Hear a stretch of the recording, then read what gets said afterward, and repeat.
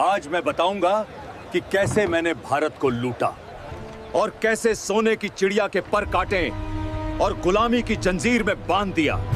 तो पूरा वीडियो देखो और चैनल को सब्सक्राइब कर लीजिए।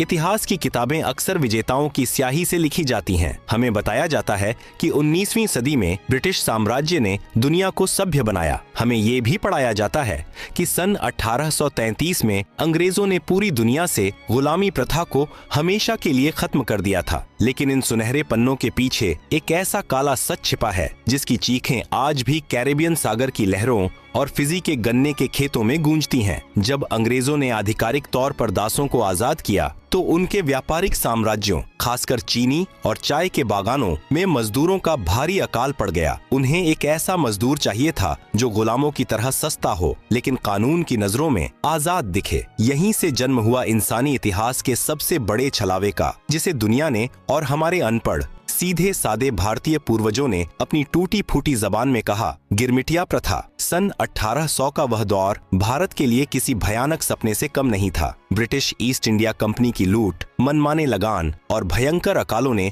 भारत के गांवों की कमर तोड़ दी थी। बंगाल, बिहार, उत्तर प्रदेश और मद्रास प्रेसिडेंसी में भुखमरी का यह आलम था कि लोग पेड़ों की छाल और मिट्टी खाने को मजबूर थे। 1770 से लेकर 1900 के बीच भारत ने दर्जनों ऐसे भयंकर अकाल झेले जिनमें करोड़ों लोग कीड़े मकोड़ों की तरह बेमौत मारे गए। अंग्रेज हुक्मरानों को भारत की इस बेबसी में अपना सबसे बड़ा मुनाफा नजर आया। अंग्रेजों ने भारतीय दलालों की एक फौज तैयार की जिन्हें स्थानीय भाषा में अरकटिया कहा जाता था। ये अरकटिये किसी यमदूत से कम नहीं थे, लेकिन ये आते थे फरिश्तों का मुखौटा पहनकर। ये उन गांवों में जाते जहां भूख नाच रही होती थी। ये अरकटिये गांव के भोले भाले नौजवानों, कर्ज में डूबे किसानों और बेसहारा महिलाओं को एक सुनहरे भविष्य का सपना दिखाते थे। श्री राम के देश मारीच चलो, वे कहते थे। वहाँ जमीनें सोने की हैं, बस कुछ दिन गन्ने के खेतों में काम करना है। महीने के भारी भरकम 8 रुपए से 10 रुपए मिलेंगे। भरपेट खाना मिलेगा, रहने को पक्के मकान मिलेंगे और 5 साल बाद जब चाहो ढेरों पैसे लेकर अपने गांव लौट आना। भूख से मरते एक इंसान के लिए यह किसी जन्नत के निमंत्रण जैसा था।